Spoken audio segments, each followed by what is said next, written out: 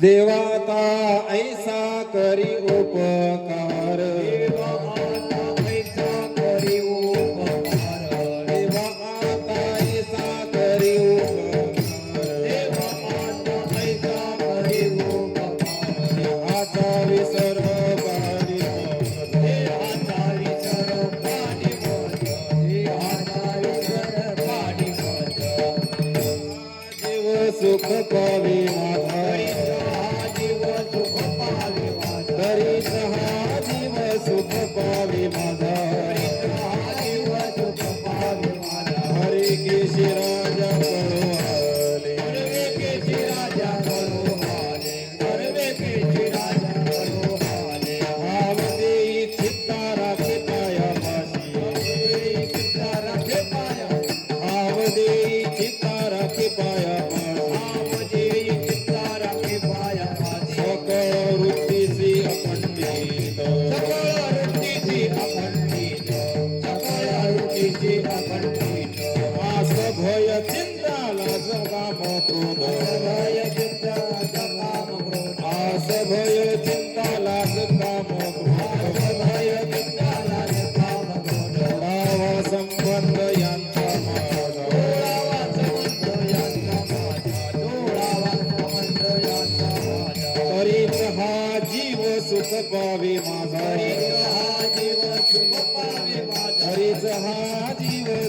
पावे माझा हरीचा हा जीव सुख पावे माझा हरे केशी राजा पळो आले मरवेकेची राजा कडो आले मरवेकेची राजा कडो आले मागणे ते एक हेची आहे आता हेची आहे आता मागणे ते एक हेची आहे आता हेची आहे आता नाममुखी संता संगे जे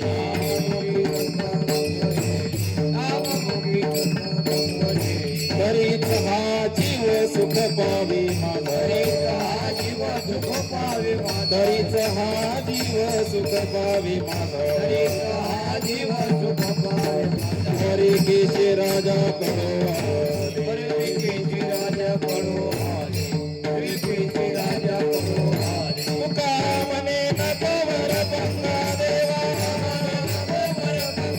तुका म्हणे नको वर पंगा देवा हे माझी सेवा भाव सुरत तरीच हा जीव सुख पावे माझा जीव सुख पावे माझा जीव सुख पावे माझा जीव सुख पावे माझा रे केसी राजा करो आले राजा कडो आले मरवेकेची राजा कडो आले कुमार कुमाई कुमार कुमाई कुमार कुमाई कुमार कुमाई कुमार कुमाई कुमार कुमाई कुमार कुमाई कुमार कुमाई कुमार कुमाई कुमार कुमाई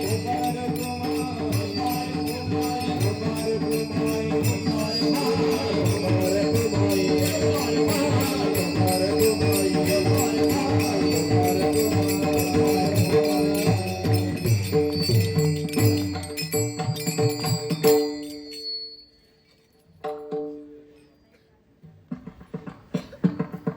ओरी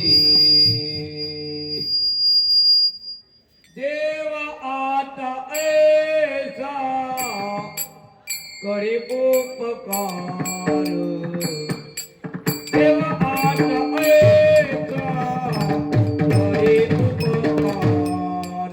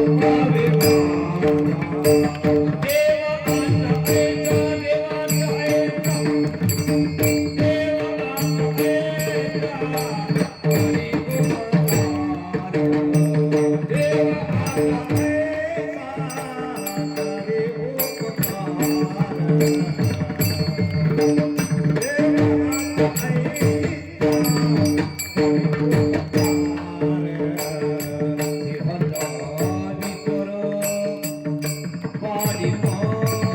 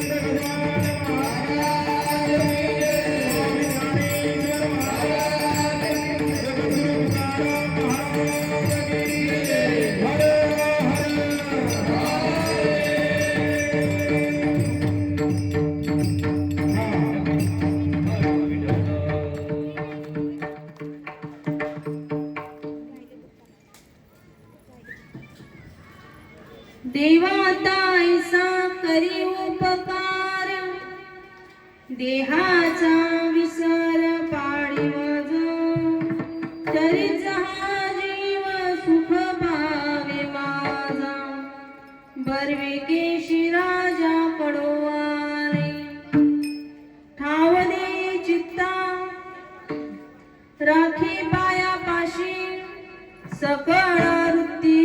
अखंडित तरीच हा जीव सुख पावे माझा बर्वे केशी राजा पडोवाले आस भय चिंता लाज काम क्रोध तोडावा संबंध यांचा माझा तरीच हा जीव सुख पावे माझा बर्वे केशी राजा पडोवाले मागणे ते का तुझ प्रती याची आहे आता नाममुखी संत संग देई तरीच हा जीव सुख पावे माझा बर्वे केशी राजा पडोवाले तुका म्हणे नको वर पंग देवा घेई माझी सेवा भाव शुद्ध तरीच हा जीव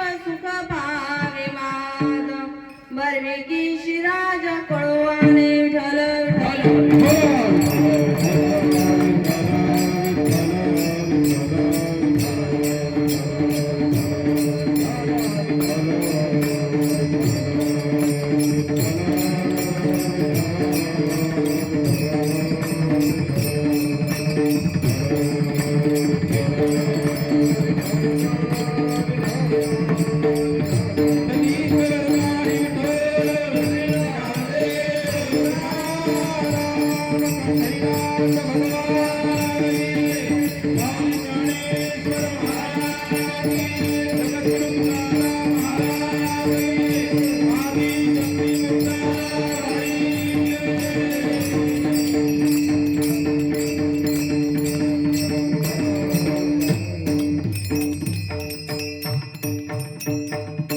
महायोग पीठे तटी भीमरथ्यां वरं पुंडरीकाय दातु मुनीन्द्रै समागत्य तिष्ठन्तमानन्दकन्दं परब्रह्मलिङ्गं भजे पाण्डुरङ्गम् पांडुरंगा करू प्रथम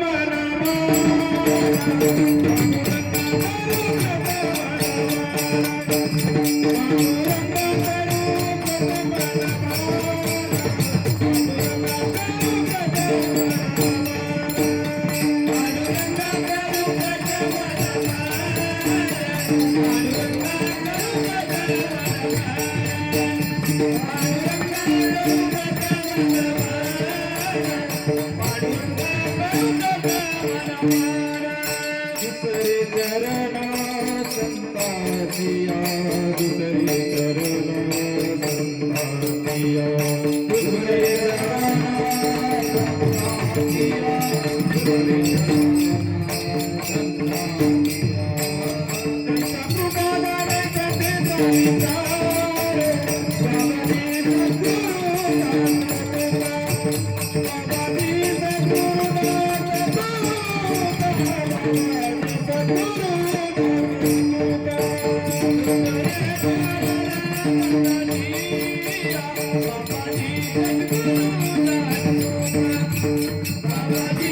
चरण संतांचिया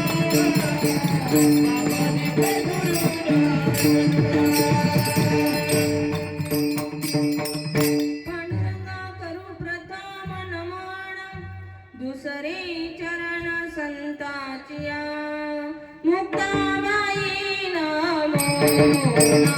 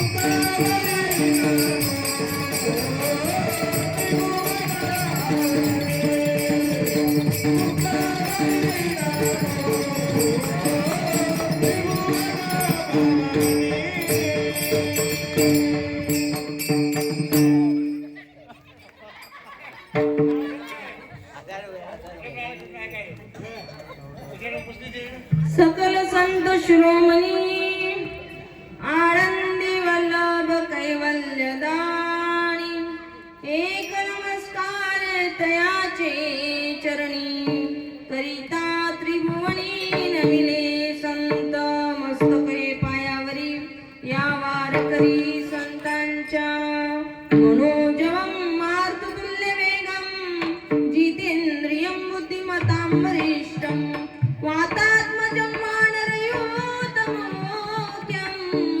श्रीरामदूतं शरणं प्रपद्ये। चले आवाजी पवन कुमार हमारे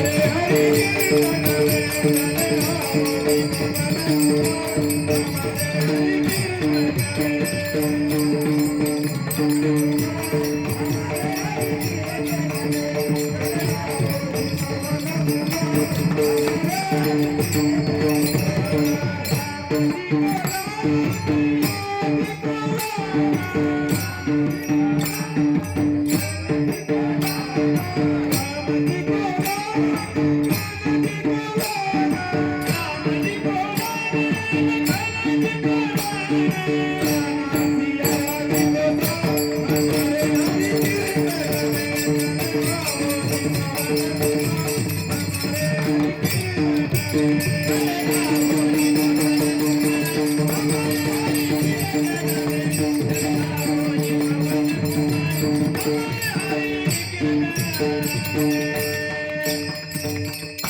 देवाचा ऐसा करी उपकार देहाचा विसर पाडी मज तरीच हा जीव सुख पावे माझा बर्विकी शिराजा पडवाले। प्रस्तुत प्राप्त प्रसंगी प्राप्त स्थळी आणि प्राप्त झालेली सेवा केवळ नित्य आहे याची सर्वांना कल्पना आहेच तरी सुद्धा परिहार देणं हे वक्त्याचं कर्तव्य आहे तथा ते गरजेचं सुद्धा आहे म्हणून परिहार हा दिलाच पाहिजे। प्रतिवर्षीच्या नियमाला अनुसरून याही वर्षी तुमच्या काय म्हणावं आता तुमच्या ज्या नगरामध्ये तुम्ही राहता किंवा जिथे तुम्ही राहता त्याचं वर्णन मला तरी वाटतं शब्दात करणं कठीण आहे, कारण आदिशक्ती मुक्ताईंच्या पदस्पर्शाने पुनीत झालेलं हे तीर्थक्षेत्र मुक्ताई नगर आणि मुक्ताई नगर मधील शिवराय नगर हनुमान मंदिर मुक्ताई नगर प्रभाग क्रमांक 12 मध्ये आयोजित श्रीमद भागवत कथा आणि सोबतच हरिनाम कीर्तन सप्ताह विठ्ठल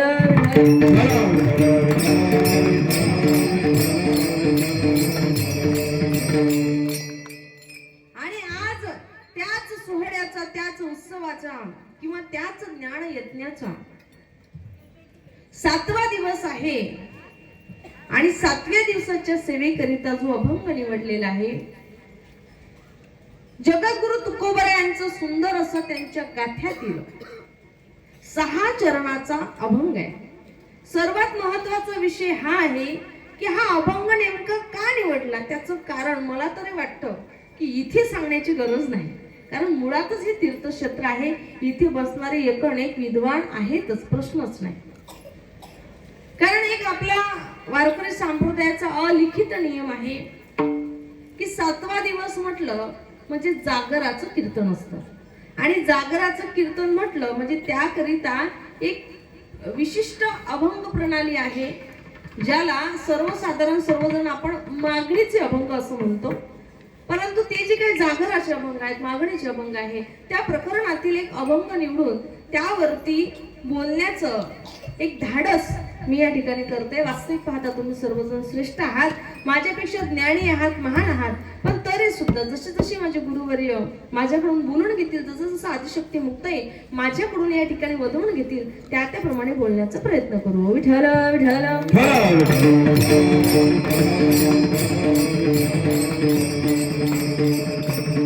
आता एक प्रश्न असा कीर्तन म्हटलं म्हणजे मागणी, हा मागणी या प्रकरणातील अभंग घ्यावा. तर विषय असा आहे बघा, जगद्गुरु तुकोबरायांची अभंग संपदा जर आपण बघितली तर त्यामध्ये असे अनेक अभंग आहेत की ज्यामध्ये असं लिहिलेलं आहे की कधीही कोणाकडेही काहीही मागू नये. कारण मागणारा जो आहे तो संतांना आवडत नाही, शिवाय देवाला सुद्धा आवडत नाही.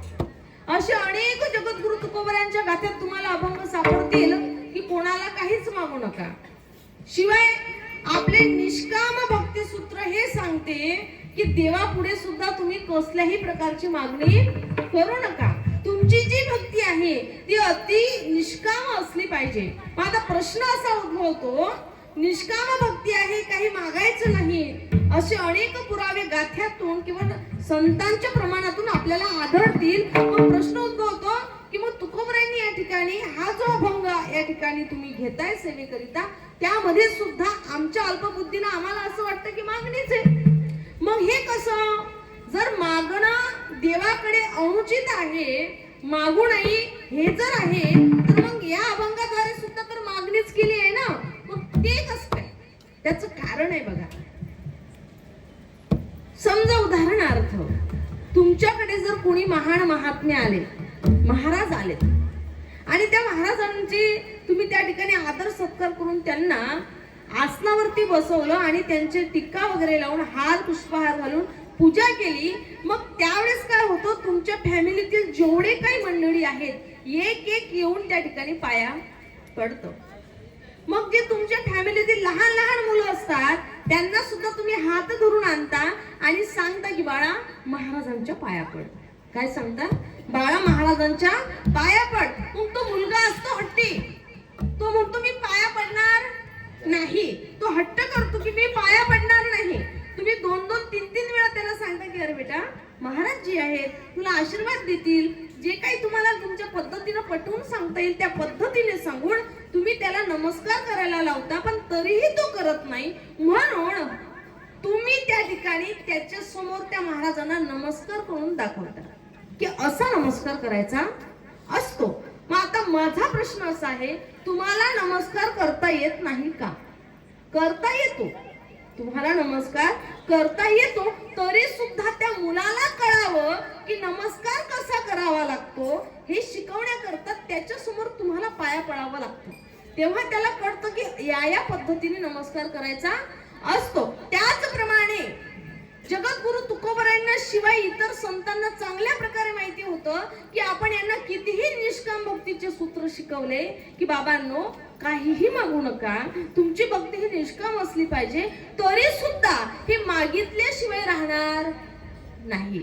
हे मागितल्याशिवाय अजिबात राहणार नाही हे त्यांना चांगल्या प्रकारे ठाऊक होतं, माहिती होतं. मग त्यांना असं वाटलं की एरवी तरी मागणार आहेतच, आपण जरी नाही सांगितलं तरी सुद्धा हे मागणार आहेतच. मग मागायचं असेल तर यांना काय नेमकं मागावं आणि कोणापुढे मागावं हे कळलं पाहिजे. म्हणून त्यांनी सांगितलं मागायचं असेल तर मागणे ते मागू देवा.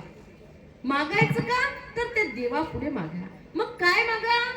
धनसंपत्ती मागा हे मागायचं का? शारीरिक असेल, सांसारिक असतील तर या गोष्टी किंवा ही साधना आपल्याला मागायची नाही. मग काय मागायचं आहे? तर ते शिकवण्याकरता. वास्तविक त्यांना मागता येत नव्हतं किंवा त्यांना मागण्याची गरजच नव्हती, संतांना मागण्याची गरजच नव्हती, कारण तो स्वतः परमेश्वर त्यांच्या मागे पुढे फिरायचा, एवढं त्याचं त्याच्या भक्तावरती प्रेम असायचं. पण हे जे काही मागणी प्रकरणातील अभंग आहेत हे सर्व तुमच्या आमच्या करता आहेत की आपल्याला नेमकं कळावं की देवापुढे काय मागायचं हे कळण्याकरिता ही अभंग संपदा आहे. तर आजचा जो अभंग आपण निवडलेला आहे तो 6 चरणाचा आहे. एका चरणात सोडायला 2-2 तास लागतात. 6 चरण सोडायला किती तास लागतील? चालू द्यायचं का मग? नाही, मी जास्त वेळ घेणार नाही. तर अशा प्रकारे या अभंगाद्वारे जगद्गुरु तुकोबराय तुमच्या पुढे आणि आमच्या पुढे एक आदर्श ठेवतात की नेमकं कसं भगवंता पुढे तुमचं मागायचंच असेल तर देवापुढे मागा आणि तेही नेमकं काय मागा हे कळावं याकरिता. महाराज म्हणतात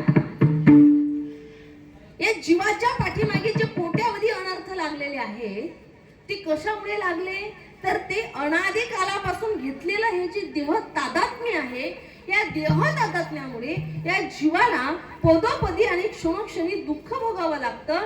आणि म्हणूनच महाराज भगवंतासमोर प्रार्थना करीत असताना सांगतात की हे प्रभू, हे भगवंता, या देहाचा मला विसर पाडा, एवढा उपकार तुम्ही माझ्यावरती करा. इथे शब्द वापरण्यात आला उपकार. काय उपकार?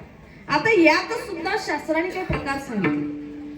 पहिला प्रकार आहे उपकार्यावरती उपकार, दुसरा प्रकार आहे अपकार्यावरती अपकार, तिसरा प्रकार आहे अपकार्यावरती उपकार आणि चौथा प्रकार आहे उपकार्यावरती सुद्धा अपकार. विठ्ठल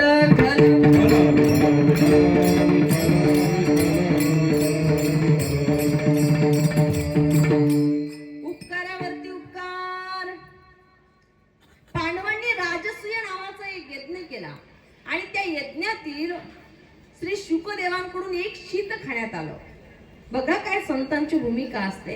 केवळ एक शीत खाल्लं तर त्यांच्या ऋणातून मुक्त होण्याकरिता अर्जुनाचा जो नातू म्हणजे परीक्षिती, त्याला 7 दिवस भागवत कथा सांगून मुक्त केलं. म्हणून कोणाचं एक शीत जरी तुम्ही खाल्लं ना तर तुमच्यावरती ऋण होतात. ते ऋण फेडण्याकरिता तुम्हाला नाही काही जमत नसेल तर ज्ञानदान करा. ज्ञानदान शक्य नसेल तर निदान मानदान तर करा. पण आजकाल तेही राहिलं नाही. स्वतःला मान घेण्याची इच्छा झाली, इतरांना देण्याची नाही. ही भूमिका आपली आहे. तर असो, तर उपकारावरती उपकार, त्यांनी माझ्यावरती उपकार केलेत म्हणून मी सुद्धा त्या बाबतीत कृतज्ञ राहून, कृतज्ञ न होता त्यांच्यावरती उपकार करायचे. हा पहिला प्रकार. दुसरा प्रकार असा आहे अपकारावरती अपकार. सहस्र अर्जुन ज्यावेळेस उन्मत्त झाला होता त्यावेळेस त्याने जमदा अग्नीची कामधेनू चोरून नेली होती आणि म्हणून परशुरामांनी त्यांचा वध केला. अर्थात अपकारावरती अपकारच केला. तिसरा प्रकार असा आहे उपकारावरती सुद्धा अपकार. आजचं जग, आजची जनता अशी आहे की ज्यांनी आपल्यावरती उपकार केले त्यांच्यावर सुद्धा अपकार करायला घाबरत नाही, मागे पुढे सुद्धा बघत नाही. पण हे आताच मी पूर्वीपासून चालत आलेला आहे. आता तो प्रकार जास्त वाढला. माऊली ज्ञानोबा खूप सुंदर वर्णन करतात ज्ञानेश्वरी मध्ये. माऊली म्हणतात, उदाहरण दिलं माऊलींनी एक, जेथीची या कृपा लाईची वरू तेथीची मनी वे विचारू तरी कायमी भस्मासुरू.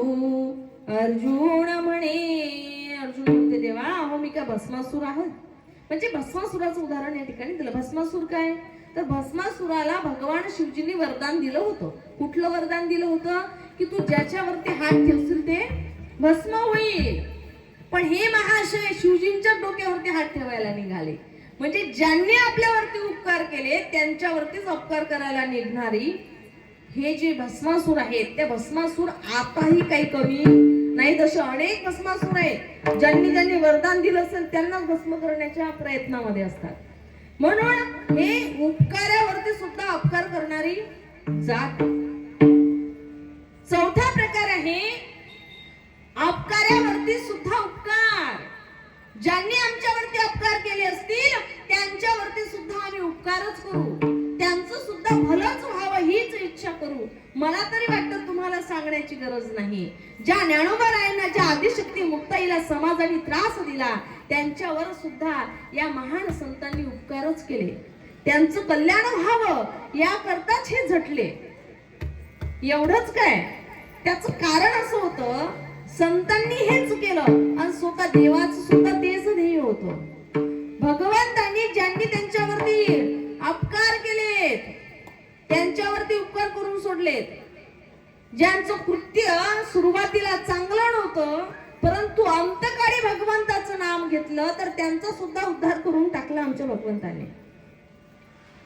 एकनाथ महाराज सांगतात, महादोषाचा मरगळा अतिनिष्ठ जामिना तोही नामे निर्मळ केला प्रताप वागळा नामाचा. अनाथाच्या नाथी घेतले उचलोणी, नाही का, कशामुळे? हा प्रभाव कशाचा आहे? केवळ नामाचा. केवळ एकदा त्या अजामिळानं मरता मरता नारायण असं म्हटलं तर त्याला सुद्धा विमान. तुका म्हणे धोका पार नाही, तुका म्हणे धोका पार नाही, तुका म्हणे धोका पार नाही,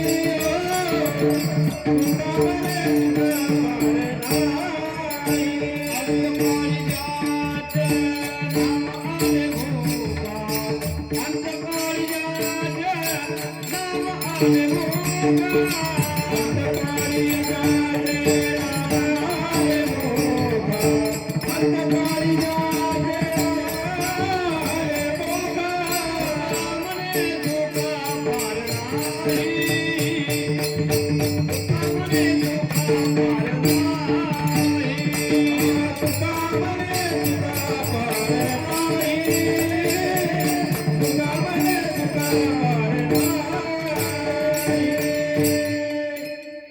अंतकाळी जर का मुखामध्ये भगवंताचं नाम आलं तर त्याचा सुद्धा उद्धार होतो. तुकोबराय म्हणतात त्याच्या सुखाला पारावार नाही. ज्या सुखाकरिता रात्रंदिवस तळमळतो ते सुख त्याच्या पदरी पडते. पण विषय असा आहे, अंतकाळी नाम येण्याकरिता पडले वळण इंद्रिया सकळा. आधी तुमच्या इंद्रियांना जे वळण असेल ते स्मरण समय आठवेल. असं म्हणतात की वर्षभर जो अभ्यास केला तोच पेपरच्या वेळी आठवतो. मग तुम्ही वर्षभर जर अभ्यास केलाच नाही तर पेपरच्या वेळेस काय लिहिणार आहे? आणि वेळेवर तुम्ही किती प्रयत्न करा, जमत नाही. म्हणून अजामिळानं प्राण जाते वेळी भगवंताचं नाम घेतलं. पुत्राची आलोभे नष्ट म्हणे नारायण, त्यासाठी विमान पाठविले. म्हणजे अपकार्यावरती सुद्धा उपकार केले आमच्या भगवंताने. एवढंच काय ते जाऊ द्या. ऐशी अपराधी शिशुपाळा, आपण पया ठाव दिदला गोपाळा, आणि उत्तान पादाची बाळा, काय ध्रुव पडी चाड. एकनाथ महाराज म्हणतात, अहो ज्या शिशुपालाने भगवंता तुम्हाला शिव्या दिल्यात हो, त्या शिशुपालाचा सुद्धा उद्धार केलाय तुम्ही.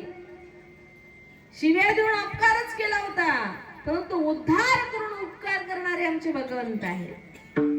अहो तेही जाऊ द्या, तुम्ही ध्रुवजीला अडळपट दिलं त्यात नवल नाही, कारण ते तुमचे भक्त होते. उपमंडूला दुधाचा सागर दिला त्यात नवल नाही, ते तुमचे भक्त होते. पण ज्या शिशुपालाने शिव्या दिल्या त्यांचाही उद्धार केला. जाऊ दे, त्याही पुढे जाऊन सांगू. माऊलींच्या भाषेत सांगते, तू वासन कादिकाचे निमाने, सायूच्या सौर सुकेला पुतणे, जे विषाचे निस्तन पाने मारू आली. ज्या पुतणेनं आपल्या स्तनामध्ये विष भरून भगवंताला मारण्याकरता ती आली, त्या पुतणेला सुद्धा जी आईला गती द्यावी ती गती त्या पुतणेला दिली. हा उपकार आहे, नाही तर काय आहे? अपकार्यावरती सुद्धा उपकार करणारे प्रभू तुम्ही आहात, मग माझ्यावरती का करत नाही? तुका म्हणे फार थोडा करी परोपकार. म्हणून भगवंताला तुकोबराय म्हणतात, देवा तुम्ही जर माझा स्वीकार केला, माझ्यावरती उपकार केले तर मग काय होणार आहे? करीसे अंगीकार तरी काय माझा भार, माझं ओझं होईल का? तुकोबरायांनी जेव्हा असं म्हटलं, भगवंतांचं एकच उत्तर आहे, कारण भगवंताला कोणत्याही भक्ताचं ओझं होत नाही. मग नाही होत ना ओझं, मग माझ्यावरती उपकार करा. कोणते अभंगाचं प्रथम चरण? करी उपकार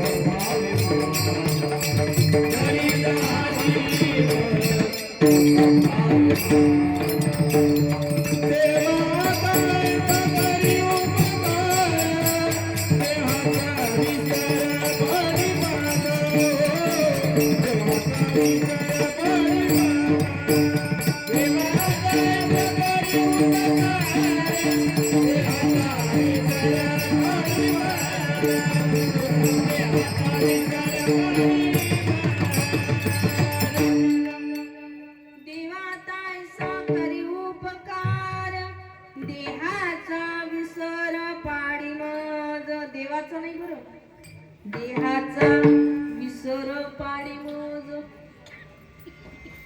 जगद्गुरु तुकोबर या भगवंताला म्हणतायत प्रभू माझ्यावरती एवढाच उपकार करा की या देहाचा मला विसर पाडा. प्रश्न असा उद्भवतो की देहाचा विसर पडण्याकरिता तुकोबरांचा एवढा खटाटोप का? कारण देहाचा विसर पाडण्याची इतरही काही साधनं आहेत की ज्याद्वारे देहाचा विसर पडू शकतो. मग ती साधनं असताना सुद्धा तुकोबरायांचा भगवंतासमोर असं खटाटोप का आहे की देहाचा विसर पडा आम्हाला पडावा याकरता उपकार करा असं का म्हणताय? त्यांचं कारण आहे जगामध्ये अशी अनेक साधनं आहेत की ज्यामुळे देहाचा विसर पाडता येतो.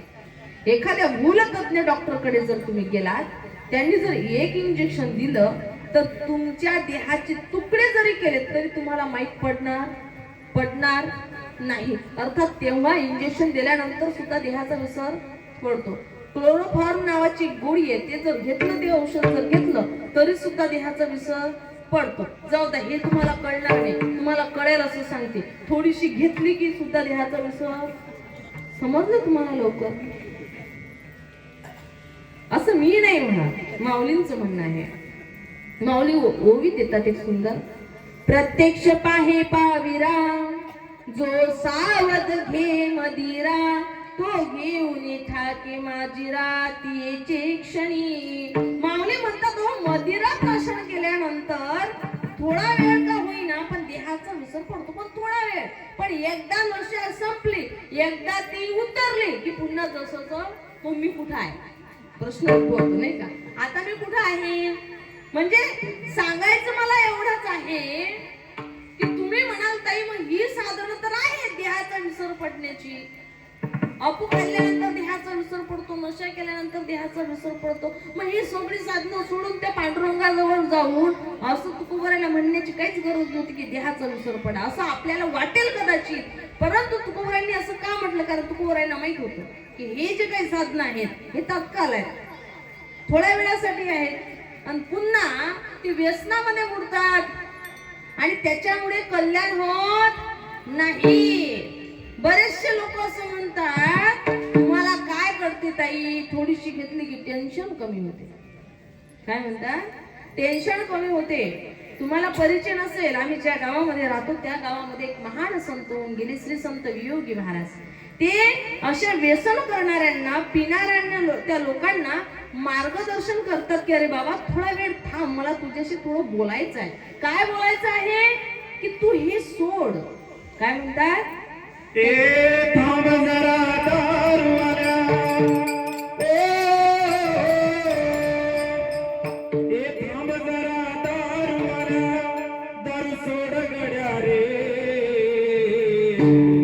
दारू सोड गड्या रे दारू सोड गड्या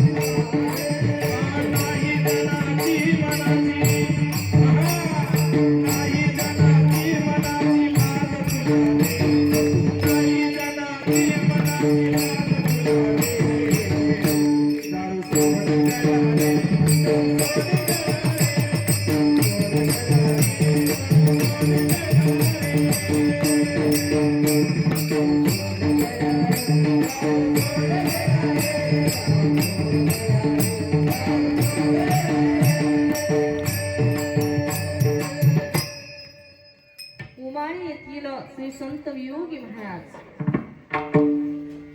तर महाराजांची अशी अनेक भजन आहेत. व्यसनमुक्तीवर आहे, देशभक्तीवर आहे, कृष्ण भक्तीवर आहे, भागवत रामायण इत्यादी ग्रंथांवरती आहे. कारण त्यांची भगवान कृष्णावरती अत्यंत श्रद्धा निष्ठा असल्यामुळे भगवान कृष्णांबद्दल तर त्यांचं एवढं काही वर्णन आहे. तर त्यांचं असं म्हणणं आहे की थांब जरा दारूवाल्या, बोल जरा रे, आणि दारू सोड गड्या रे, त्यांनी काय तुझं कल्याण होणार आहे? तुझ्या आई, तुझ्या वाड वडिलांनी तुझ्यासाठी एवढी संपत्ती कमवली जी तुझ्या अंगणामध्ये लक्ष्मीच्या रूपाने चमकते, आणि तू व्यसनाच्या वादी राहून ते घालवतोस. आणि अरे हे सगळं बघून तुझे जे वाड वडील जे स्वर्गात गेले ते सुद्धा हसतात रे. त्यांना सुद्धा वाईट वाटते, ते सुद्धा तिथून आशा करतात की बाबा हिला सोड, पण तरी सुद्धा तू सोडत नाहीस. वास्तविक पाहता त्याच्यामध्ये कल्याण आहे का? व्यसन करण्यात खरंच सगळं कल्याण आहे का? बिलकुल नाही. पैसाचा पैसाही जातो, शरीराची सुद्धा नासाडी होते, घरच्यांनाही त्रास भोगावा लागतो, तुमच्या मुला बाळांना सुद्धा शाळेमध्ये व्यवस्थित रिस्पेक्ट कोणी देत नाही, कारण तुझे वडील पितात म्हणून. मग विचार करा, आपल्या एका पिण्यामुळे जर एवढ्या सगळ्यांना त्रास होत असेल, पण सोडण्यामुळे जर सगळे आनंदित होत असतील, तर पिणं चांगलं की सोडणं चांगलं? सोडणं चांगलं. पण हे कोण सांगायचं नाही का? असो, तर महत्वाचं मला एवढंच सांगायचं आहे की असे बरेचसे साधन आहे ज्यामुळे देहाचा विसर पडू शकतो, परंतु तो जो देहाचा विसर आहे त्याला विसर म्हणता येणार नाही. कारण ज्यामुळे पुन्हा देहाचा आठव होतो त्याला विशेष विसर म्हणता येणार नाही. इथे जे अपेक्षित आहे तो आहे विशेष विसर. मग तो कसा पडेल महाराज?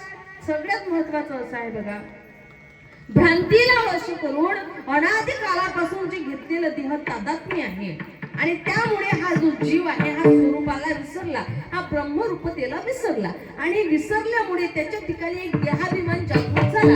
आणि जोपर्यंत तो देहाभिमान आहे तोपर्यंत देहाचा विसर पडणार नाही. म्हणून तो देहाभिमान आधी घालवायचा आहे असं मी नाही म्हणत. माऊली ज्ञानोबराय ज्ञानेश्वरीतून सांगतात, हा विचारून अहंकार सांडिजे, मग असतीच वस्तू होईजे, तरी आपली स्वस्ती सहजे आपण केली.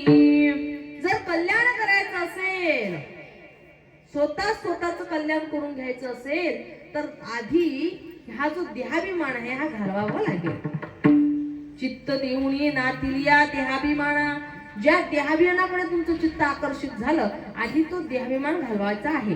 कारण त्या देहाभिमानाच्या पोटी अनेक दुःखाची या पोटी, त्या देहाभिमानाच्या पोटामध्ये अनेक दुःख त्याच्या पाठीमागे आहे. म्हणून खरा विसर तेव्हाच पडेल जेव्हा देह तादात्म्य संपेल, आणि देह तादात्म्य तेव्हाच संपेल जेव्हा स्वरूपाची ओळख होईल, आणि स्वरूपाची ओळख तेव्हाच होईल ज्यावेळेस सद्गुरूची कृपा होईल.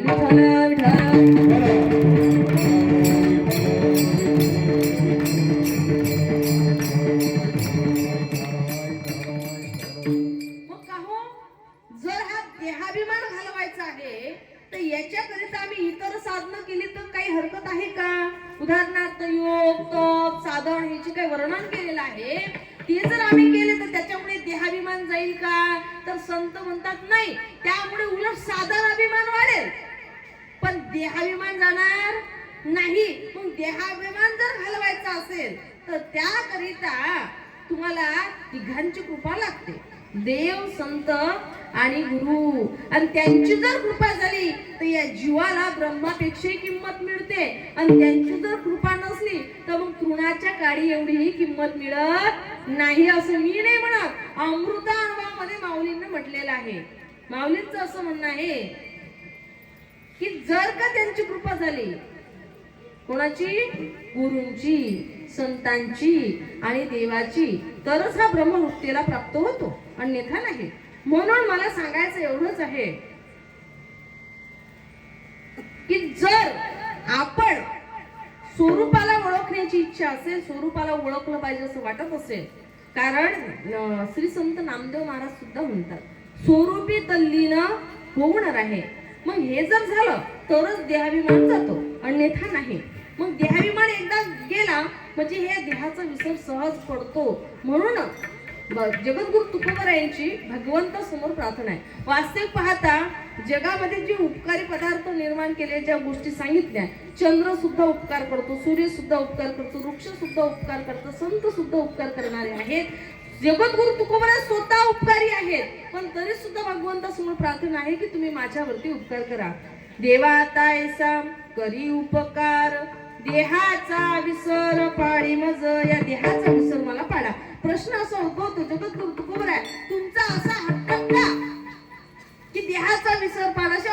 बाकीच्या गोष्टी मागा ना, धन देऊ का, मुक्ती देऊ का? तेव्हा ते म्हणतात न लगे मुक्ती धन संपदा, मला नको संत संग देई सदा. मला मुक्ती नको, धन नको, संपत्ती नको, बंगला नको, इस्टेट नको, काहीच नको. मग काय पाहिजे तर देहाचा विसर पाडी मज. पण या देहाचा विसर पाडण्याकरता तुकोबरा तुमचा एवढा हट्ट का? त्याचं कारण असं आहे, तुकोबरा म्हणतात देवा जोपर्यंत या देहाचा विसर पडणार नाही तोपर्यंत तुझी भक्ती होणार नाही.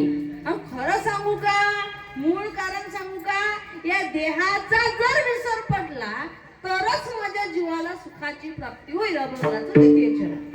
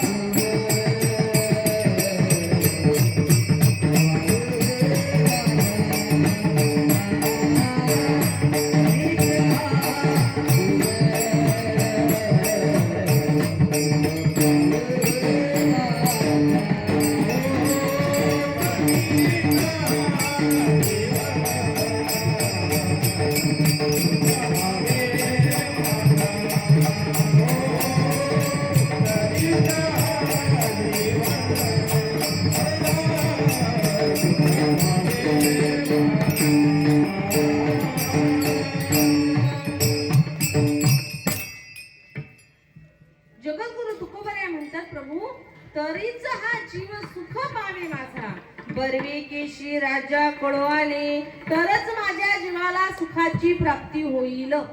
सर्वात महत्वाचा विषय असा आहे सुखाची प्राप्ती होईल म्हणतात, त्या अर्थी सध्या सुख नाही, कारण होईल म्हणतात ना, म्हणजे याचा अर्थ पुढे होईल.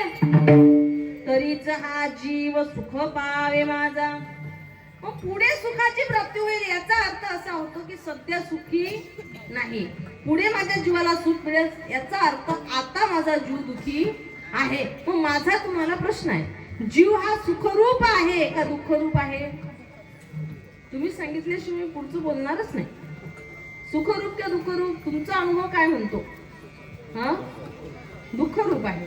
बरोबर आहे, जीव हा दुःखरूप आहे असा तुमचा अनुभव तुम्ही मला सांगितला. आता माझा प्रश्न असा आहे की गीतेमध्ये असं वर्णन आहे, ममैवांशो जीवलोके, हा जो जीव आहे हा माझा अंश आहे.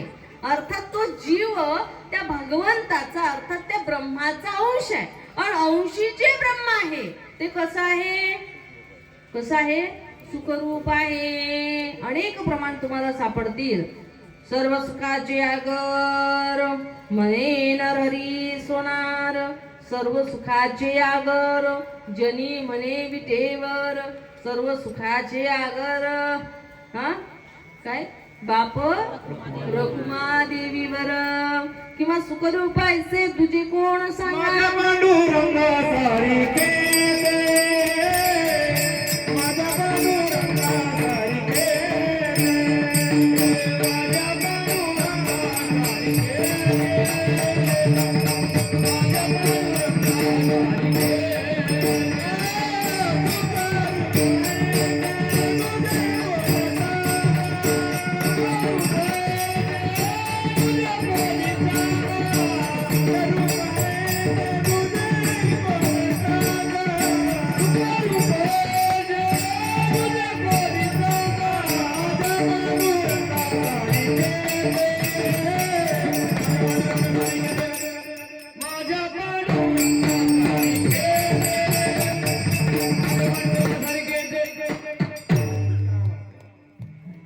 जगद्गुरु तुकोबारायांचं असं म्हणणं आहे की तो भगवंत, तो जो परमात्मा आहे तो सुखरूप आहे. शिवाय अनेक संतांचं म्हणणं आहे, अनेक संत सांगतात तो असा आहे आनंदद्वय नित्य निरामय, जे कानिच ते योगी यांचे तो आनंद रूप आहे, तो सुख रूप आहे. आणि त्याच ब्रह्माचा अंश हा जीव आहे आणि अंशी ते ब्रह्म सुखरूप असल्या कारणाने हा जीव सुद्धा सुखरूपच आहे. मग आता मला सांगा, जीव सुखरूप की दुःखरूप? म्हणा आता सुखरूप. आधी दुःखरूप सांगितलं, आता सुखरूप. मग सुखरूप म्हटलं तरी एक प्रश्न उद्भवतो, जर जीव सुखरूप आहे तर एवढे दुःखाचे टोले कशाला? काय कारण आहे? एवढं दुःख का भोगावं लागते आम्हाला? तुम्ही सांगता ना जीव सुखरूप आहे, त्याचा अंश आहे, मग एवढं दुःख का? कोणाला शुगर आहे, कोणाला बीपीचा त्रास नाही का, कोणाला ऍसिडिटीचा प्रॉब्लेम, कोणाला ॲलर्जीचा प्रॉब्लेम, हे एवढे सगळे प्रॉब्लेम. पण हे नसले तरी बाकीचे प्रॉब्लेम का कमी आहेत? एक तर शरीराचे प्रॉब्लेम, शरीराचे नसतील तर आजूबाजूचे प्रॉब्लेम, भौतिक त्रास आहे, आधी दैविक त्रास आहे, आध्यात्मिक त्रास आहे. मग हे जे ताप पाठीमागे लागलेले आहेत त्या जीवाच्या, जर जीव सुखरूप म्हणावा तर हे जे काय आम्ही भोगतोय हे काय? मग हे दुःख आहे ना तर काय? जीव जर सुखरूप आहे तर आम्हाला एवढे दुःख का भोगावे लागतात? त्याचं कारण काय? खरंच काय कारण असेल? एकच कारण आहे. संत म्हणतात, अहो जीव मुळात सुखरूपच होता म्हणे, पण त्या जीवानं, त्या सुखरूप जीवानं या दुःखरूप देहाशी तादात्म्य केलं आणि या दुःखरूप देहाशी तादात्म्य केल्यामुळे त्याला दुःख भोगावं लागतं. असं मी नाही, माऊलींचं म्हणणं आहे. जया देहा संबंधांतू प्रतिपदी आत्मघातू भुजंता मुसंतू काहीच नाही. माऊली म्हणतात, बाबा या देहाच्या संबंधामुळे याला दुःख भोगावं लागते, अन्यथा हा सुखी होता. आणि जोपर्यंत या देहरूपी जलातील मासुडी म्हणून हा जीव राहतो तोपर्यंत त्याच्या पदरात दुःख पडतेच. आणि एकदा का तो यातून बाहेर पडला की मग आनंदी आनंद आहे, सुखच सुख आहे. जोपर्यंत लक्षात घ्या, जोपर्यंत सापाच्या अंगावरती कात असते तोपर्यंत त्याला स्पर्श जरी केला ना तर तो चावा घेतो, स्पर्श जरी केला तरी चावा घेतो. पण ज्या वेळेस ज्या क्षणी तो साप ती कात टाकून देतो आणि ती टाकून दिल्यानंतर ती कात कोण्या अवस्थेत आहे, तिची काय दशा आहे, ती जिथं टाकलेली आहे तिथंच आहे का आणखी कुठं गेली हे पाहण्याकरता तो परत येतो का? म्हणजे त्या कातीवरती प्रेम कुठपर्यंत, हात कुठपर्यंत लावू देत नाही, जोपर्यंत कात अंगावरती आहे तोपर्यंत. बरोबर ना? एकदा कात टाकली की तिच्याकडे पाहत सुद्धा नाही. तसं आपल्याला दुःख कुठपर्यंत, जोपर्यंत हे देह तादात्म्य आहे तोपर्यंत. एकदा का देह तादात्म्य संपलं की दुःख संपले. मग तरीच हा जीव सुख पावे माझा, मग माझ्या जीवाला सुखाची प्राप्ती होईल एकदा या देहाचा विसर पडला की. कारण हे देह कसा आहे, कसा आहे, रोगाचे भांडार तरी आहे, दुःखाचे कोठार तरी आहे. असे अनेक प्रमाण शरीर रोगाचे भांडार,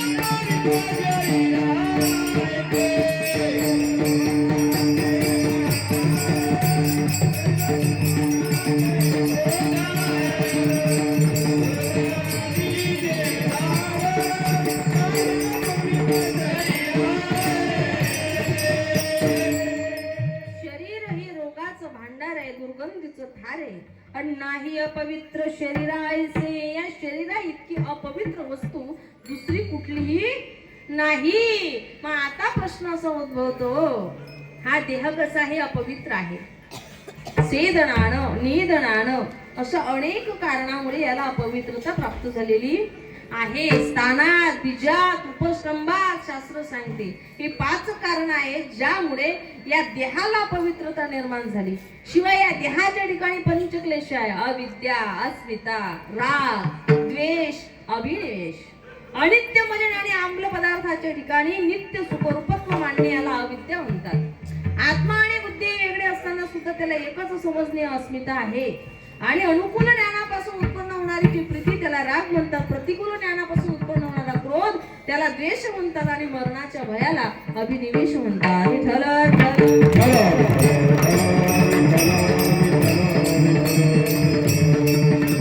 असे पंचक्लेश या देहाच्या ठिकाणी आहेत आणि म्हणून या देहाला या ठिकाणी काय काय म्हणावं, काय काय सांगावं असं होते की हा देह एक बाजू अशी आहे की एकीकडे सांगतात की देह दुःखाचे कोठार, रोगाचे भांडार. माऊलींच्याही काही ओव्या ज्ञानेश्वरीमध्ये आहेत त्या देहाच्या संबंधाने. मग क्लेश तरुची वाडी, जे तापत्रया अग्नीची सगडी, जे मृत्यू काकाशी कुरुंडी सांडिली आहे, जे दैन्याचे दुबते महाभयाते वाढविते, सकळ दुःखाचे पुरते भांडवल, जे संसाराचे बैसने, जे विकाराचे उद्याने, सकळ रोगाचे भाने वाढिले आहे. अशा अनेक ओव्यात माऊली ज्ञानोबरायांच्या की हा देह कसा आहे.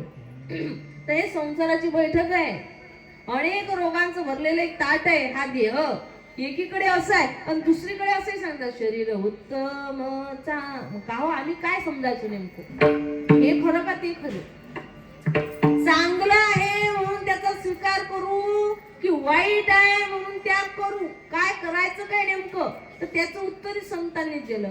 तरी त्यागावे ना भोगावे, मध्यभागी विभागावे, आत्मसाधने राखावे, निज स्वभावे हिता लागी, त्याचा त्यागही करू नका आणि भोगही घेऊ नका, तर त्याचा उपयोग ज्याच्याकरिता तो मिळाला त्याच्याकरता करा. कशाकरता मिळाला? देवी दिला देह भजना गोमटा, तो हा झाला भाटा राधिकेचा. ज्याच्याकरिता तो देह मिळाला त्याच्याकरिता जर उपयोग घेतला तर तरीच हा जीव सुख पावे माझा.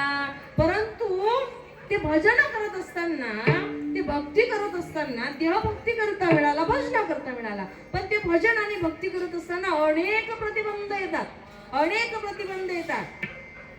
मग ते प्रतिबंध जे आहेत त्यामुळे हे चित्त विचलित होते आणि विचलित झाल्यामुळे त्याला स्थिरता त्या ठिकाणी प्राप्त होत नाही. म्हणून प्रभू आमची विनंती आहे तुमच्या जवळ की या चित्ताला तुमच्या चरणाशी जागा द्या. अभंगाचं तृतीय चरण.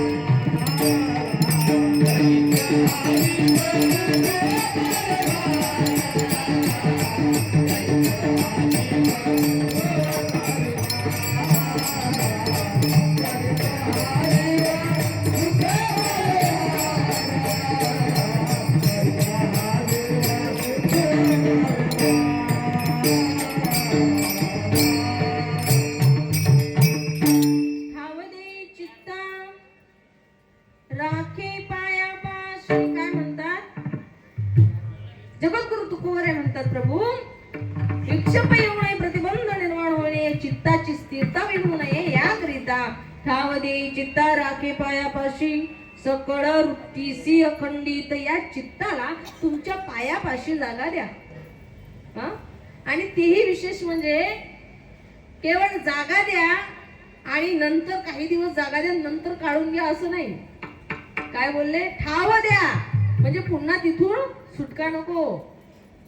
कारण एखाद्या वेळेस मी तुमच्याकडे आले, म्हटलं मला इथं राहायचं आहे, काही काम आहे, तर तुम्ही काही दिवसांसाठी जागा द्याल, नंतर म्हणाल ताई केव्हा जाता, जायचं केव्हा आहे, जागा खाली करून द्यावा लागेल. पण मी जर म्हटलं माझ्यासाठी स्वतः इकडे एक प्लॉट घ्या, तर तिथून खाली करायची काही कोणाची इच्छा होणार नाही, मग ते माझ्या मर्जीचं होऊन जाते ना. तसं इथं जागाने काय म्हणतात, ठाव दे चित्ता राखे पायापाशी, असा ठाव द्या की पुन्हा तिथून सुटका होता कामा नये. आणि विशेष म्हणजे तेही कसं, सकळ वृत्तीशी अखंडित, संपूर्ण वृत्तीसह. त्या कशा परमार्थाला लावायच्या संपूर्ण वृत्ती याचं चिंतन एकनाथी भागवतात खूप विस्तृत आहे.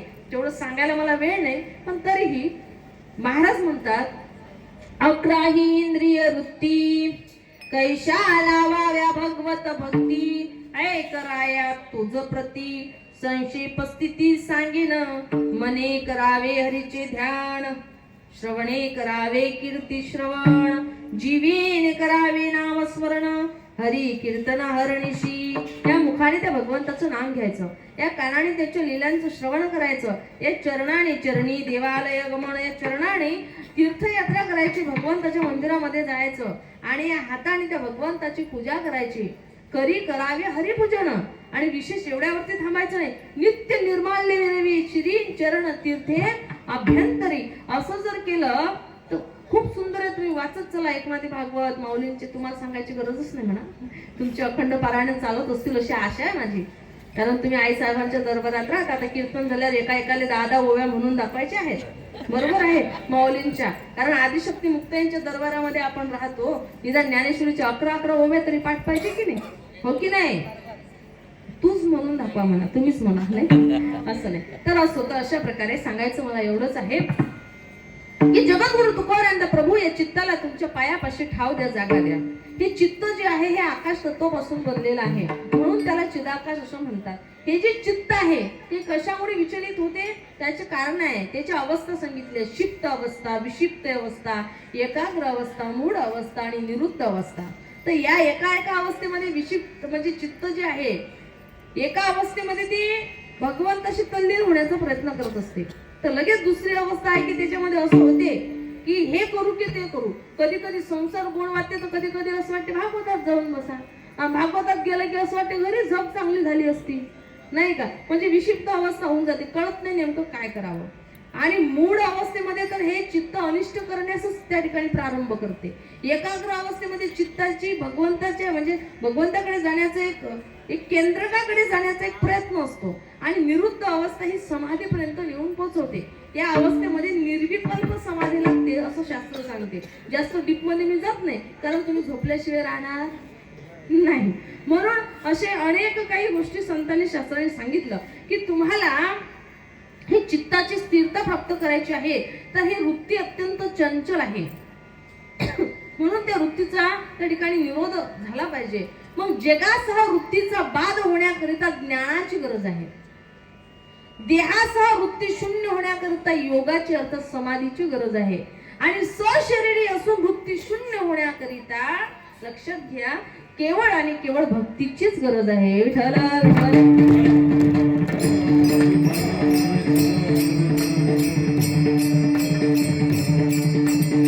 सुषुप्तीमध्ये वृत्ती शून्य अवस्था प्राप्त होते, पण त्याच्यामध्ये समताही नाही, साधनही नाही.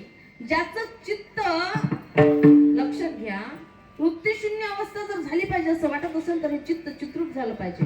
असं म्हणतात ज्यांच्या चित्तामध्ये विषय आहेत त्यांना पामर म्हणतात.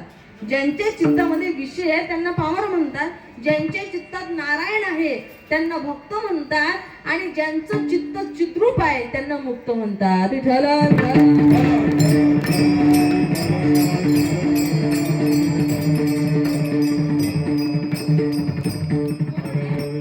म्हणून हे प्रभू माझ्या या चित्ताला तुमच्या या चरणापाशी तुमच्या पायापाशी ठाव द्या, कारण ते सजाती आहे.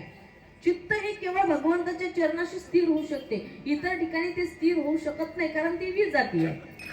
लक्षात येते ना तुमचं? ते सजातीयाकडेच त्या ठिकाणी स्थिरता प्राप्त होऊ शकते, विजातीयाकडे नाही. आणि आणखी महत्वाचा विषय तुम्ही म्हणाले चित्ताला ते भगवंताच्या चरणाशीच का लावायचं, तिथंच का ठाव द्यायचा? त्याचं कारणही असं आहे की इतर ठिकाणी अर्थात या संसारामधील कुठल्याही पदार्थात व्यक्तीत किंवा वस्तूत हे चित्त जर स्थिर होण्याचा प्रयत्न करेल तर त्याला त्या ठिकाणी दुःखच पदरात पडते, दुःखच पदरात पडते, सुख मिळत नाही. बरं ते जाऊ दे, सगळा विषय बाजूला. सर मला एक सांगा, तुम्ही माकड बघितलं का, हो की नाही? माकड हा बघितलं. तर मी असं ऐकलं की माकडाला जर का जखम झाली तर ती लवकर बसत नाही म्हणे. का नाही बसत हो? कारण माहितीये तुम्हाला, त्याच्या आजूबाजूचे जे माकड असतात की नाही ती नेहमी त्याची जखम उचकून पाहत राहतात, त्यामुळे त्याची जखम बसत नाही. तसंच आपलं आहे. आपल्याला वाटतं या संसारामध्ये चित्त स्थिर झालं की सुख मिळेल, पण नाही. इथं असं आहे की जखम वरती मलम लावणारे कमी, उचकून पाहणारे जास्त आहेत. आणि उचकून पाहिल्यामुळे त्रास जास्त होतो, दुःख त्या ठिकाणी कमी होत नाही. म्हणून सुख पाहिजे असेल तर तुकोबाराय म्हणतात, देवा माझ्या चित्ताला तुमच्या चरणापाशी पायापाशी ठाव जर दिला तर तरीच हा जीवन सुख पावे माझा. बर्वे केशराच्या कळवाले, अन्यथा दुःखच पदरात पडेल. आणि आणखी एक महत्वाची गोष्ट अशी, एकदा काही चित्त त्या परमेश्वराच्या चरणाशी स्थिर झालं मग पुन्हा त्याची स्थिरता बिघडू नये याकरिता ज्या गोष्टींमुळे ती स्थिरता बिघडू शकते त्यांचा माझा संबंधच थोडा अभंगाचा चौथं चरण. आस भय चिंता, आस भय चिंता, आस भय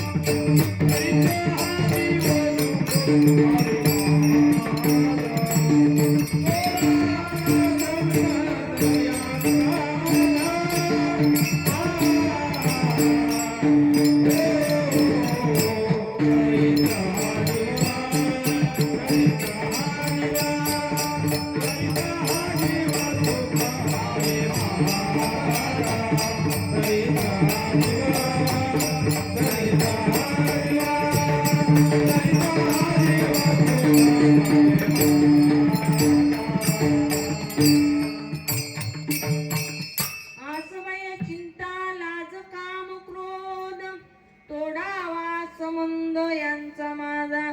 जगद्गुरु तुकोबाराय म्हणतात, प्रभू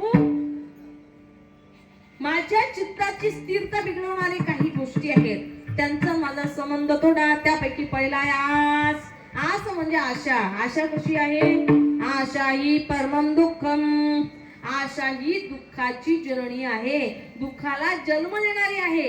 जिथे आशा आहे तिथं नाश झाल्याशिवाय राहत नाही. मग ती आशा कोणतीही असो, कशाचीही असो, सत्तेची असो, संपत्तीची असो, नाही का, की आणखी सुखाची असो, ती आशा तुम्हाला दुःखामध्ये ढकलल्याशिवाय राहत नाही. आशा ते करविते बुद्धीचा तो लोप, संदेहते पाप कैसे नव्हे. जगद्गुरु तुकोबाराय म्हणता, हो एवढंच काय, ही आशा तुमच्या बुद्धीचा लोप करते. तुमची बुद्धी जर त्या परमेश्वराकडे लागली असेल, हरिबुद्धी, तर मग त्या ठिकाणी त्याच्यामध्ये विक्षेप उपस्थित करणारी ती एक गोष्ट आहे, ती म्हणजे ही आशा. म्हणून प्रभू या आशेचा माझा संबंध तोडा. कारण या आशेनं जगाच्या दात्याला सुद्धा, जगाचा जो दाता आहे त्याला सुद्धा त्या बळीराजाच्या द्वारामध्ये 3 पावलाकरिता उभं केलं, हो की नाही? वामन अवतारामध्ये तुम्ही श्रीमद भागवत कथा ऐकलीच, ते काही मला विस्ताराने सांगण्याची गरज नाही. एवढंच का, रामायणामध्ये जर वळलात तुम्ही तर प्रत्यक्ष लक्ष्मीचं स्वरूप असणारे सीतामात्यांना सुद्धा एकेकाळी असं वाटलं का सुवर्णाची चोळी शिवावी.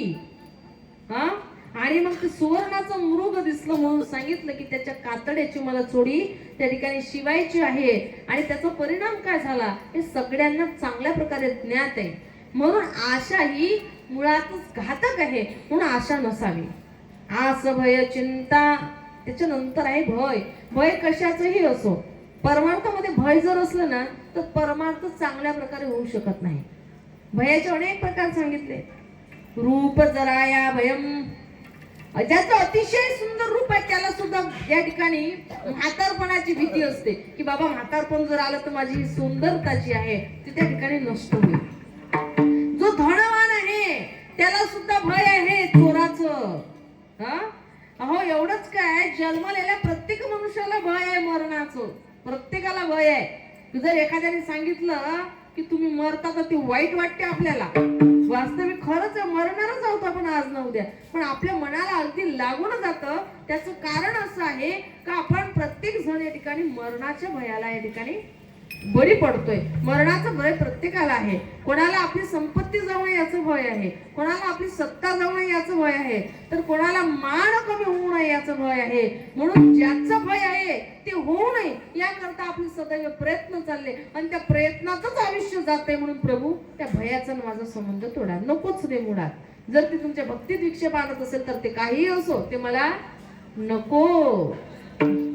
अहो जे पदार्थ व्यक्ती काहीही असो स्थळ जर ते परमेश्वरातून तुमच्यात आड येत असेल तर तत्काळ त्याचा त्या ठिकाणी त्याग केला पाहिजे, तरच तुम्ही भक्तीमध्ये प्रगती करू शकता. आस भय चिंता, प्रभू चिंता ही नसावी. कारण एकदा असं सांगतात महात्मे की चिता पुरते पण चिंता पुरत नाही. कारण चिता तरी एकदाच जाडते शरीराला, पण चिंता पुन्हा पुन्हा जाडत असे.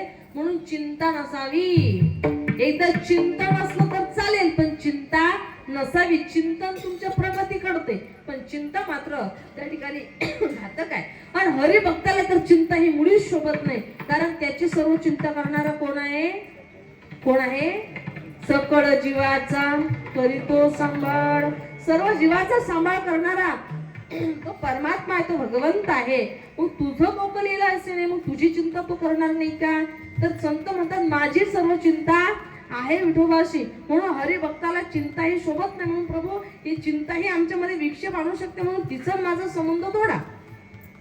आसवय चिंता लाज काम क्रोध. सगळ्यात महत्वाची गोष्ट लाज. आजकाल लोकांना परमार्थाची सुद्धा लाज वाटायला लागली. का माळ घाला ना म्हणे शरम लागते. मला आश्चर्य वाटतं की बाकी इतर गोष्टी करताना जिथं खरोखर गरजेचं आहे की इथं आपल्याला लाज वाटली पाहिजे तिथं आपल्याला वाटत नाही.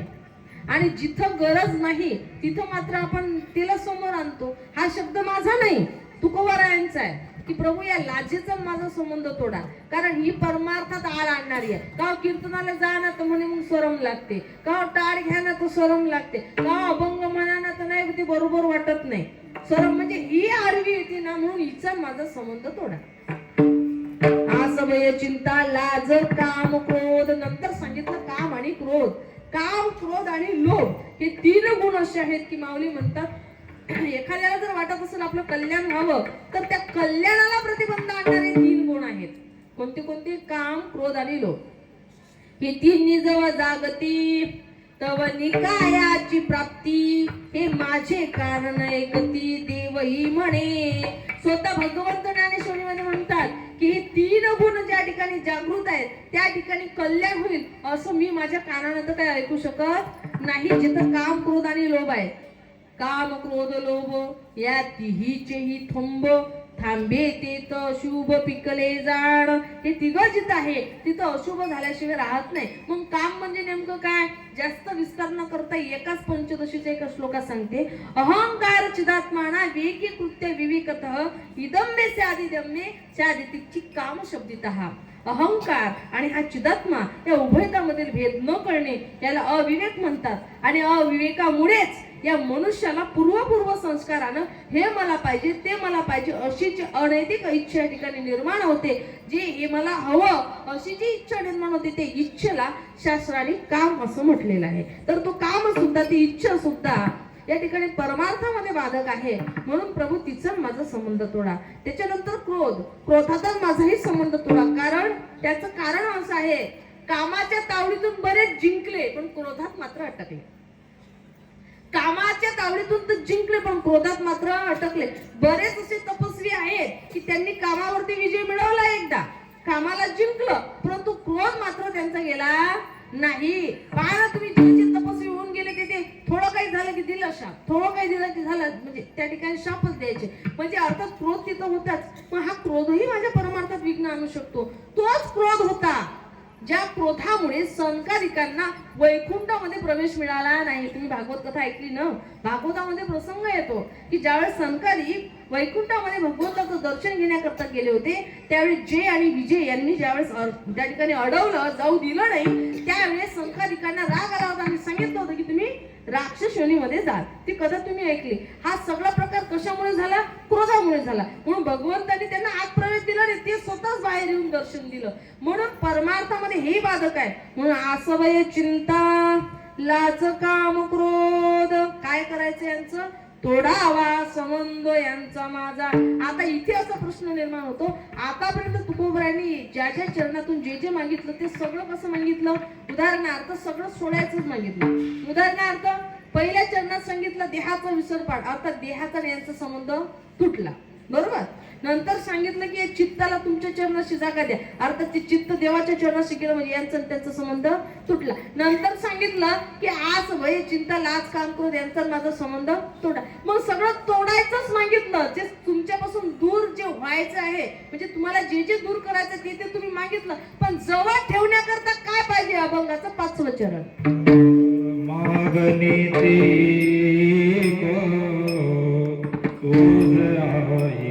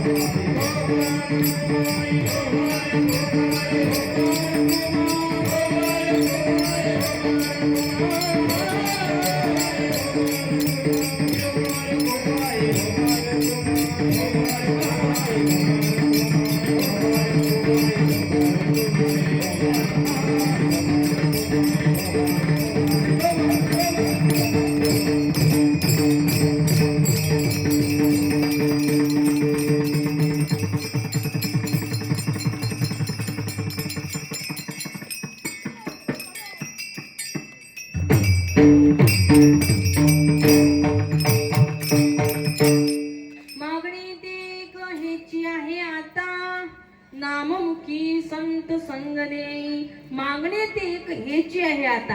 आता एक मागणं आहे. मग आतापर्यंत काय होतं?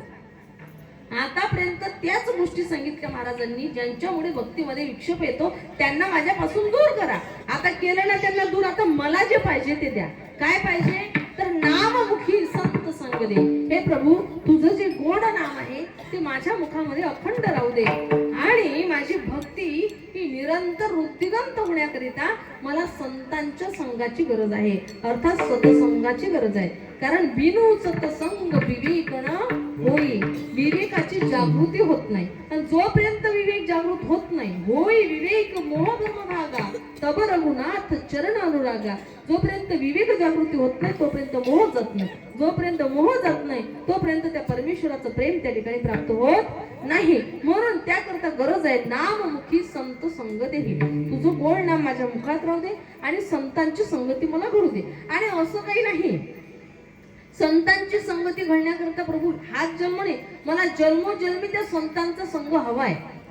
नाही नाही, मी तेवढ्या करिताच जन्माला येणार आहे. घेईन मी जन्म याचसाठी देवा, तुझी आणि तुझ्या भक्तांची मला सेवा करायची आहे. तेवढ्या करता मला इथं यायचं आहे. आणि तू म्हणत असशील किंवा जन्माकरिता मला काही विशिष्ट आणि चांगला जन्म, असं काही नाही. संतांची जर सेवा घडत असेल तर सेवीन उचिष्ट लोळेन अंगणी आणि वैष्णवांची न्हाणी होईन किडा. त्यांचं उचिष्ट सेवन करण्याकरता मी एक कीटक होण्याकरता, किडा होण्याकरता सुद्धा तयार आहे. कारण जेव्हा ते महात्मे आंघोळ करतील तेव्हा त्यांच्या स्नानाचं पाणी माझ्या अंगावरती पडेल, अर्थात मी सुद्धा पवित्र होईल, माझा सुद्धा उद्धार होईल. म्हणून प्रभू संतांची संगती करिता, संतांचा संग घडण्याकरता जर तुम्हाला मला पशुचा जन्म द्यायचा असेल तर मला माऊलींच्या वारीतील तो घोडा करा ज्याचं लाखो भाविक भक्त दर्शन घेतात. तुम्हाला जर मला या ठिकाणी संतांच्या संगतीमध्ये पशुचा जन्म द्यायचा असेल तर माझी अशी इच्छा आहे की मला तुम्ही हत्तीचा जन्म दिला तरी चालेल, पण गजानन महाराजांच्या दरबारातला असला पाहिजे. नाही कुत्रही झालं तरी चालेल, पण नामदेव महाराजच्या हातची भाकर खायला भेटली पाहिजे, नाही का? नामदेव महाराजांच्या हातचा त्या ठिकाणी प्रसाद मिळाला पाहिजे. एवढंच काय, मी गाढव झालो तरी चालेल, पण नाथ महाराजच पाणी पाजलं पाहिजे.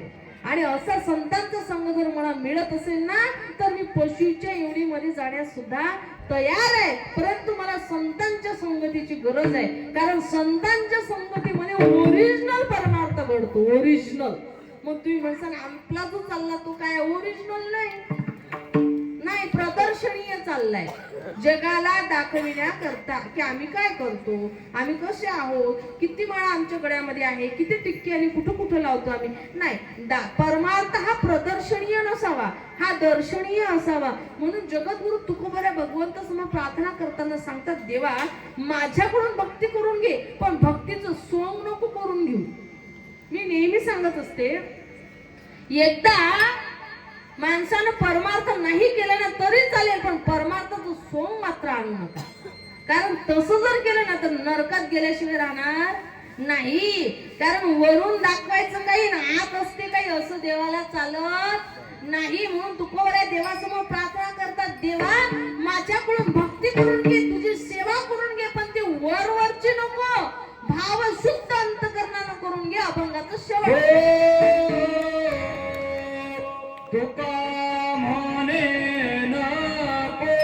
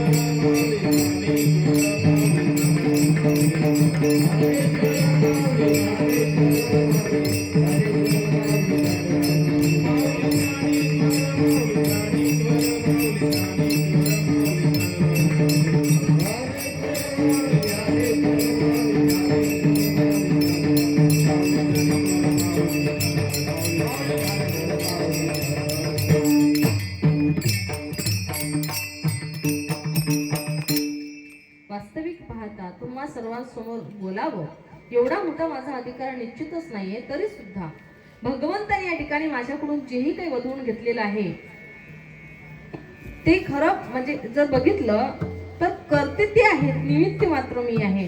आणि त्यातही बोलणारे ते निमित्त मी, आणि मला इथे बोलवण्यातही आणखी एकाचं निमित्त आहे ज्यांच्या माध्यमातून मला या ठिकाणी ही सेवा प्राप्त झाली. अशा हरिभक्त परायण आमच्या आदरणीय आमच्या ज्येष्ठ गुरु भगिनी परमस्नेही हरिभक्त परायण दुर्गाताई मराठे यांच्या माध्यमातून या ठिकाणी ही सेवेची संधी मला उपलब्ध झाली. त्याचबरोबर या ठिकाणी आमचे हरिभक्त परायण रतिरामजी महाराज, हरिभक्त परायण रमेश भाऊ आमचे दादा, हरिभक्त परायण अंबादासजी महाराज या सर्व मंडळींनी अतिशय सुंदर या ठिकाणी वादन आणि गायनातून साथ दिली. त्याचबरोबर तुम्ही सर्वांनी सुद्धा झोप येऊन सुद्धा कीर्तन श्रवण केलं, म्हणून सर्वांचे अगदी मनापासून धन्यवाद, खूप खूप धन्यवाद. त्याचप्रमाणे तुमच्याच येथील हरिभक्त परायण राजकन्याताई रमेश जोगी यांनी तुमच्या जे आई मुक्ताबाईचं जे मंडळ आहे त्या मंडळाला त्यांच्या आईच्या स्मरणार्थ या ठिकाणी एक समय भेट दिली आहे, म्हणून त्यांचे सुद्धा सर्वांनी टाळ्या वाजवून स्वागत करायचे. आणि त्याचबरोबर आणखी विशेष आभार मानायचे आहेत हे चिमुकलीचे. सगळे बसले पण ती उभी आहे, तिच्या सोबतीने बसून गेल्या खाली, पण ती मात्र उभी आहे, म्हणून तिच्याकरता एकदा टाळ्या वाजवा. आणि सर्वात महत्वाचं म्हणजे एक महत्वाची अशी सूचना द्यायची आहे की आपण सर्वजण खूप भाग्यवान आहोत. खरोखर आपल्याकरता ही सर्वात मोठी उपलब्धी आहे की आपण असताना आज आपल्या समोर राम मंदिर उभारण्यात आलं. शिवाय आता येत्या 22 जानेवारीला त्या ठिकाणी रामललाचं आगमन अयोध्येमध्ये त्या ठिकाणी प्रभूजी राजसिंहासनावरती बसणार आहे, विराजमान होणार आहेत. हे आपल्यासाठी सर्वात मोठी भाग्याची गोष्ट आहे. म्हणून माझी अशी इच्छा आहे की सर्वांनी त्या ठिकाणी 2-3 दिवसाच्या आधीपासूनच आपल्याला दिवाळी साजरी करायची आहे. जसे तुम्ही दिवाळी 2-3 दिवस राहिली असं आधीपासूनच दिवे लावता, तसंच तुम्हाला 20 तारखेपासून सगळीकडे दिवे लावायचे आहेत. 22 जानेवारीला प्रत्येकाच्या दारी रांगोळ्या, दिवे, पुन्हा गुढ्या त्या ठिकाणी उभ्या राहायच्या आहेत. कारण आपल्यासाठी हा याच्यापेक्षा मोठा आनंदाची गोष्टच नाही. अरे इतिहासामध्ये तुमचं नाव जमा होणार आहे की त्यावेळेस तुम्ही होतात, नाही का? ही उपलब्धी आपल्याकरिता आहे. म्हणून सर्वांनी आपल्या घरावरती भगवा ध्वज लावायचा आहे आणि गुढी उभारायची आहे, कळस स्थापना आपल्या घरामध्ये करायची आहे, रांगोळ्या, आणि अगदी दिवाळी जशी साजरी करतात त्याही पेक्षा आनंदानं 22 जानेवारी आपल्याला साजरी करायची अशी माझी सर्वांना विनंती आहे. आणि तुम्ही कराल अशी मी आशाही करते. आणि या ठिकाणी झालेली ही सेवा आदिशक्ती मुक्ताईच्या चरणी समर्पित करते आणि आता याच ठिकाणी सेवेला पूर्णविराम.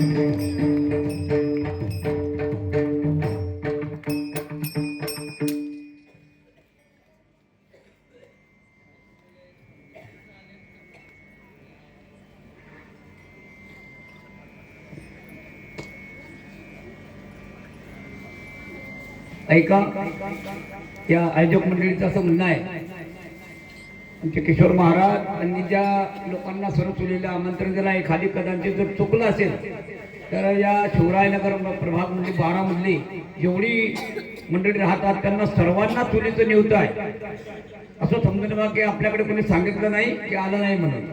आणि दुसरी गोष्ट म्हणजे आता उद्या सकाळी आपल्याला म्हणजे 8 वाजेला दिंडी काढायची आहे आणि ते सर्व महिला मंडळाचं सहकार्य पाहिजे. दिंडी कसं होईल, 2, 4, 5, 10 लोक आले तरी दिंडी निघून जाईल. मग याच्याकरता जास्तीत जास्त लवकरात लवकर दिंडी करता याचं. आणि मग सकाळी आपला स्वयंपाक आहे, याच्याकरता या मंडळीचं असं म्हणणं आहे की आता या ठिकाणी वांगे कापायचे. मग त्याच्याकरता वांगे कापण्याकरता जास्तीत जास्त ज्यांच्याकडे येता येईल त्यांनी या ठिकाणी वांगे कापण्याकरता येण्याचा प्रयत्न करावा. श्री विठ्ठल जय जय विठ्ठल जय